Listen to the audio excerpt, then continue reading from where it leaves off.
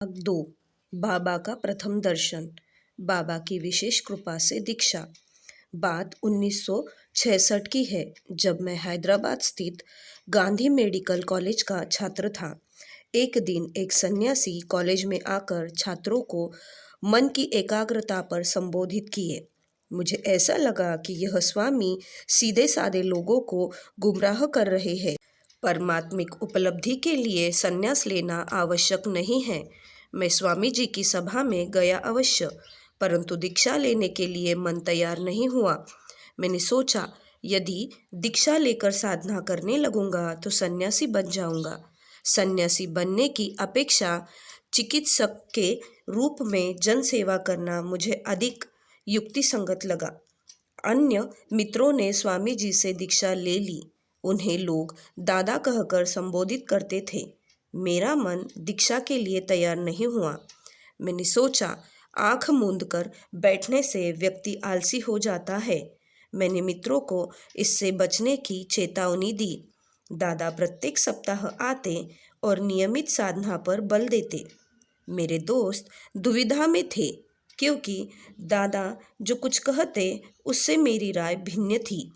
साधना से होने वाले लाभ के प्रति विश्वास दिलाने के लिए वे लोग मुझे दादा के पास ले गए। प्रत्येक सप्ताह चलने वाली बैठक में मैं जाने के लिए तैयार तो हो गया, परंतु किसी कीमत पर दीक्षा लेने के लिए मैं तैयार नहीं था। मन में यह भय व्याप्त था कि मंत्र के प्रभाव के कारण कहीं मैं सन्यासी न बन जाऊं। यही भय मुझे दीक्षा लेने से रोक रहा था। अब भी यह घटना मुझे याद है। अस्पताल में हम लोगों को विभिन्न बीमारियों का सामना करना पड़ रहा था।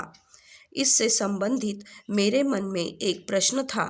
हम सभी को विश्वास था कि बीमारियों का कारण कोई अविद्या तांत्रिक है, जिसका उपचार अस्पताल के सामान्य विधि द्वारा संभव नहीं है।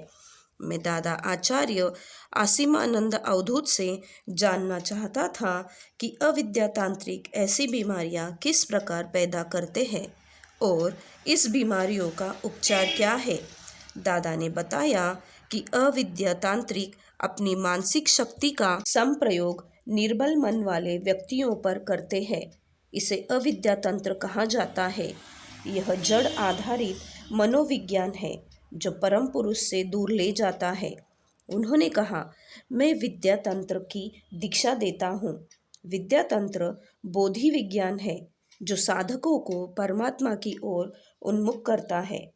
उन्होंने यह भी स्पष्ट किया कि अविद्या साधक विद्या साधक को कभी भी प्रभावित नहीं कर सकता, क्योंकि विद्या तंत्र अविद्या से अधिक शक्तिशाली होता है।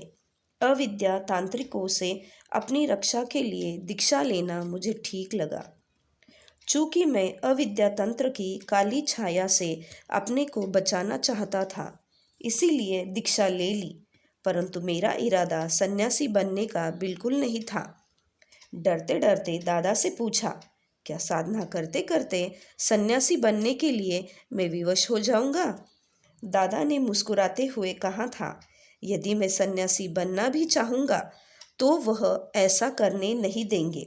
इस शर्त के बाद ही मैं दीक्षा लेने के लिए तैयार हुआ था। उन्होंने मुझे दीक्षा दे दी और मैं नियमित साधना करने लगा। साधना देते समय उन्होंने स्पष्ट किया कि गुरु श्री श्री आनंद मूर्ति जी ही है, वह उनके माध्यम मात्र है। इसके बाद मैंने अपना सर्वस्व गुरुचरणों में समर्पित कर दिया। प्रथम दिन ही साधना के बाद मैंने अपने को बहुत हल्का महसूस किया। पहले दिन ही मुझे अनुभव हुआ कि परमात्मा बिल्कुल मेरे पास है, जिसके लिए मैं तरस रहा था। प्रथम दिन से ही मुझे अनुभूति होने लगी कि मैं स्वयं ब्रह्म हूँ। बाबा की मेरे ऊपर अहेतुकी कृपा थी। उस दिन के बाद मैं नियमित साधना करता था। साधना के प्रति मैं बहुत गंभीर और सचेष्ट था। नियमित 2 बार मैं साधना में बैठता था। अपने दोस्तों को भी नियमित साधना के लिए उत्साहित करता था। वह मैं ही हूँ जो प्रारंभ में उन्हें साधना से दूर रहने की सलाह देता था। अब मैं उन्हें नियमित साधना की सलाह दे रहा था। इतना ही नहीं, अब मैं लोगों को साधना के लिए प्रेरित करता था और जो इसके लिए तैयार हो जाते उन्हें दीक्षा के लिए आचार्य आसिमानंद के पास ले जाता। हैदराबाद के अलावा आंध्र प्रदेश के अन्य शहरों में जाकर आनंद मार्ग का प्रचार करने लगा। देखिए, बाबा किस प्रकार अपनी इच्छा के मुताबिक हमें बदल देते हैं।